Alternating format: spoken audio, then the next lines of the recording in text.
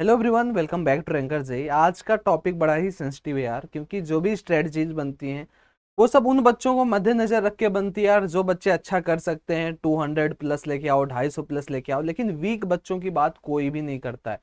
जो बच्चा कमजोर है यार, जिसका पढ़ने में मन नहीं लग पा रहा है, जिससे प्रॉब्लम्स नहीं सॉल्व हो पा रहे, या फिर इतना अच्छे मार्क्स स्कोर नहीं कर पा रहा है, तो मैं आज उन्हीं वीक बच्चों की बात करूंगा यार कि क्या ऐसी खराबी हम में है। हैं तो भाई हम भी बच्चे, हम भी एक्सपीरियंट है, हम भी मेहनत करने के लिए तैयार हैं, लेकिन हमारे अंदर ऐसी क्या चीजें मिसिंग हैं जिसके वजह से हम जेईई मेन क्रैक नहीं कर पाएंगे, या फिर जिसके वजह से हम एक टॉपर नहीं बन पा रहे। बहुत ही ध्यान से सुनना। अगर आप अपने आप को रिलेट करोगे तो ट्रस्ट में आप ये फील करोगे ये सारे के सारे पॉइंट वैलिड हैं। तो आइए स्टार्ट करते हैं एक एक पॉइंट से। सबसे पहला पॉइंट हमारे पास है एटोलोफोबिया। ये एक ऐसा फोबिया है जो कि आपको बहुत डराता है। आपको डराता है आपके पास्ट की वजह से, आपको डराता है आपका फ्यूचर क्या होगा, और उसी डर की वजह से हम प्रेजेंट को बेकार कर देते हैं। फॉर एग्जाम्पल, मैं मान लो कोई एक बच्चा हूं ए नाम का, और मुझे जो मैंने पढ़ाई कर रखी है क्लास 9 10 10th में, वो मेरा बेकार रहा है। क्योंकि यार होता क्या है, जब हमें प्रॉपर गाइडेंस नहीं मिल पाता है तो क्लास 9 और 10th हम अपना बेकार कर देते हैं। मैथ्स की बात करें तो हम यहाँ पे जब भी ज्योमेट्री की बात आती बहुत ही डर से सहम से जाते हैं, यार ये सिमिलरिटी क्या है, कॉन्ग्रुएंसी क्या है, एल्टीट्यूड क्या है, मिडेन क्या है, समझ में नहीं आता, क्योंकि हम उतना ध्यान उस वक्त नहीं दे पाते हैं। तो किसी भी रीजन से, चाहे जो भी रीजन, चाहे आपका पढ़ने में मन नहीं लगता हो या फिर चाहे जो आप करते हो, अगर आपका 9th और 10th बेकार है तो आपके अंदर एक फोबिया क्रिएट हो जाती है। जो फोबिया मैं यहाँ पे आपको बता रहा हूं कि मेरा तो यार सिस्टम बिगड़ा हुआ है, मैं 11th अच्छा कैसे करूंगा। अगर 11th में आके आपको कोई कोऑर्डिनेट ज्योमेट्री पढ़ाता है तो आपके मन में तुरंत एक फोबिया आ गया, यार मुझे तो ये बेसिक ही नहीं आता, मैं आगे क्या करूंगा। तो ये जो फोबिया हमारे अंदर बैठ जाता है कि मेरा पिछला तो सब बेकार रहा है, मैंने 11 12 भी बेकार कर दिया, अगर मैं ड्रॉपर हूं, तो ये जो फोबिया हमें जीने नहीं देता और हमारे प्रेजेंट को धीरे धीरे दिमाग की तरह खाता जाता है। अब इसका सलूशन क्या है, ध्यान से समझना। हमें स्ट्रॉन्ग करना पड़ेगा, हमें फाइट करना पड़ेगा अपने फोबिया से। फाइट कैसे करेंगे? सपोज मान लो मैं क्वाड्रेटिक पढ़ रहा हूं, उसमें इनइक्वालिटीज का यूज हो गया, और इनइक्वालिटीज में कुछ बेसिक नंबर सिस्टम्स की यूज हो रहे हैं। सपोज आपको रेशनल इरेशनल नहीं पता है, कई बच्चे इसमें होंगे जिन्हें एचसीएफ एलसीएम नहीं पता है, कई बच्चे ऐसे होंगे कंपोनेंडो डिविडेंडो नहीं पता है ना। तो आप क्या करोगे, उससे फाइट करोगे। फाइट मतलब युद्ध नहीं करना है, आपको जाना है फिर से उसी बैक स्टेज पे, आपको उस चीज को मजबूत करके आना है और यहां पे मजबूती से लड़ना है।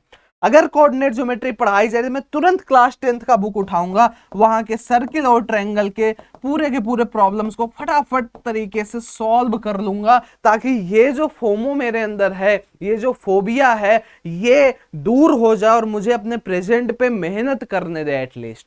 तो ये इसका मात्र सोल्यूशन कि जहां जिस चीज पे आप अटक जा रहे हो, जिस चीज से आपको डर लग रहा है, आप वहां पे फाइट करो, अपने प्रीवियस गलतियों को आज सुधारो, तभी आप आगे बढ़ो। नो डाउट, शायद अगर आपने वीक बच्चा है तो भाई आपका 250-300 का टारगेट नहीं होगा, लेकिन हाँ, आप इतना जरूर डिजर्व करते हो कि अगर आपने ईमानदारी से मेहनत की है 140-150 मार्क्स आ जाए, ताकि आपका अच्छा एक जेईई मेन में एनआईटी का कॉलेज मिल जाए एटलीस्ट। अब बात करेंगे दूसरी ऐसी क्या मिस्टेक है, can't study for long time.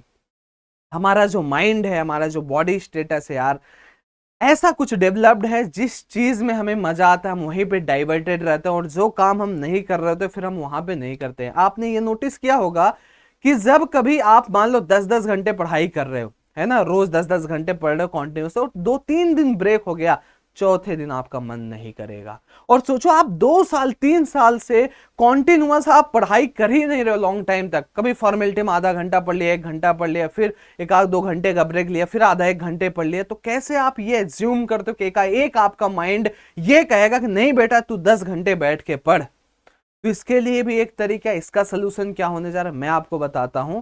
आप थोड़ा सा रिवार्ड बेसिस वाला लर्निंग करो। जैसे आपने 1 आवर्स पढ़ाई की तो आपके माइंड में ये होना चाहिए कि जैसे ये मेरा 59 मिनट 59 सेकेंड कंप्लीट होता है, मुझे एक 10 से 15 मिनट का रिवार्ड, एक ब्रेक मिलेगा।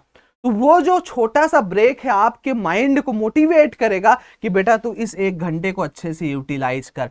फिर ये आपने एक ब्रेक ले लिया 10 से 15 मिनट का, फिर उसके बाद बैठ गए, फिर तुमने एक डिसाइड किया कि यार इसके बाद 10 से 15 मिनट में फिर से ब्रेक लूंगा, फिर वो मोटिवेट करेगा, फिर बैठ गए 15 मिनट बाद, फिर उसके बाद तो आपने प्लान बनाया मैं एक चॉकलेट खाऊंगा इस 1 घंटे के बाद, फिर आपके माइंड में वो चीज मोटिवेट करती रहेगी बेटा 1 घंटे पढ़ ले उसके बाद तुझे चॉकलेट खाने को मिलेगा।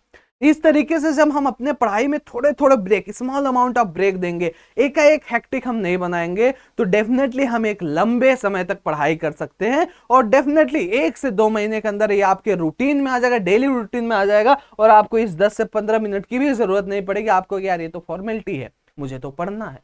ये थी दूसरी मिस्टेक और उसका सलूशन। अब बात करते हैं तीसरी मिस्टेक की। भैया बहुत ज्यादा डिस्ट्रैक्टेड हैं और लेस फोकस्ड हैं। मतलब समझो, मैं कहीं रास्ते में जा रहा हूं, मुझे कुछ दिख गया फलाना चीज, अब जब मैं पढ़ूंगा तो बड़ा ही कॉन्शियस होकर मैं पढ़ूंगा, मेरी नजर सिर्फ एक जगह पे होगी, दैट इज ऑन बुक, है ना।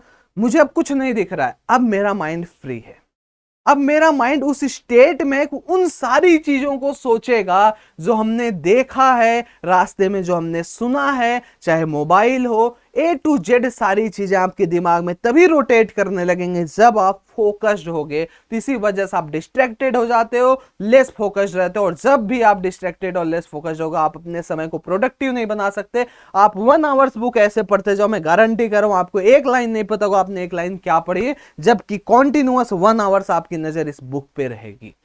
उसका भी एक तरीका है। उसका सलूशन क्या होने जा रहा है, आपको ऐसी चीजें देखनी ही नहीं है, एकदम अवॉइड कर दो जो कि आपके गोल के प्रति डेडिकेटेड नहीं है। आपने अपने माइंड में एक गोल बना लिया भैया, JEE main, JEE advance, NIT, IIT, तो ये चीज आपने यहां गोल सेट किया है। अब इसके रिलेटेड जो भी चीजें सिर्फ मैं वही देखूंगा, ताकि जब मैं बैठूं पढ़ने तो मेरे दिमाग में कुछ चीजें चले भी तो वो गोल से रिलेटेड हों।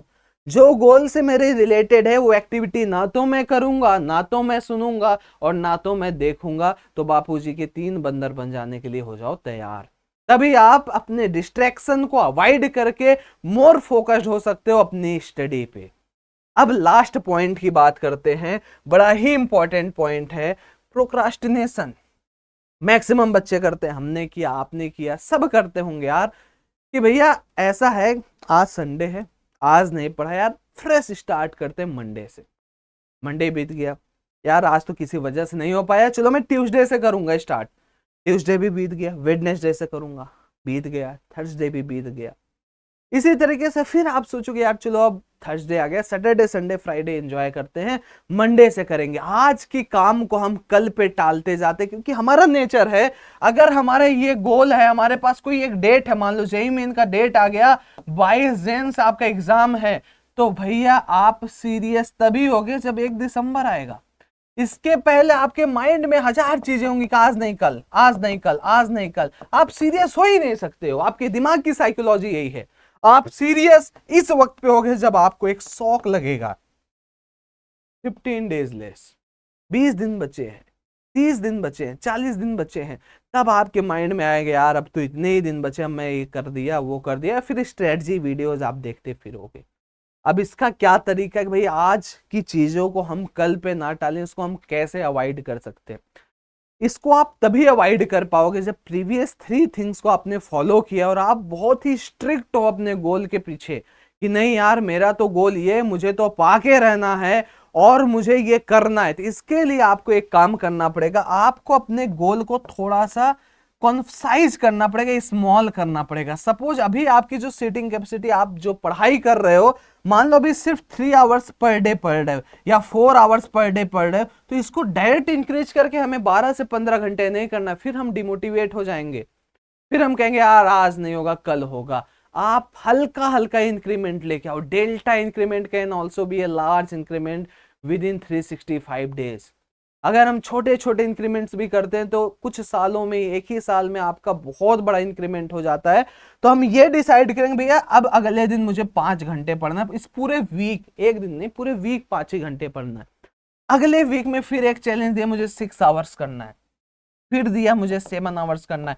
ऐसे धीरे धीरे धीरे धीरे अगर हम अपने गोल के प्रति थोड़ा थोड़ा इंक्रीमेंट करेंगे तो ना हमें बोरियत लगेगा, ना हम प्रोक्रास्टिनेट करेंगे और हम अपने गोल की तरफ बेहतर तरीके से मूव कर सकते हैं। यार ये कुछ ऐसे पॉइंट्स थे जो कि हर एक वीक बच्चे के लाइफ में होता है। आपने भी अपनी लाइफ जी है, आप भी अगर अपने आप को कंपेयर करोगे डेफिनेटली ये जो 4 पॉइंट्स आप अपने अंदर पाओगे कि यार एग्जैक्टली सेम थिंग मैं भी कर रहा हूं।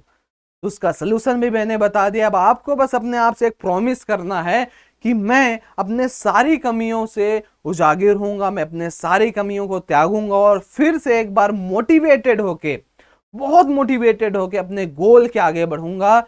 और अगर आपको लगता है भाई कि आपके अंदर भी ये सारी चीजें, तो आप एक बार कमेंट में अपना नेम बताना और अपना एक बार टारगेट डिसाइड कर लो, लिटिल टारगेट की जनवरी अटेम्प्ट में मुझे लाना है 200 plus marks, 190 plus marks, 180 plus marks. एक बार कमेंट में जरूर बताना। Thank you very much. Stay motivated, stay positive.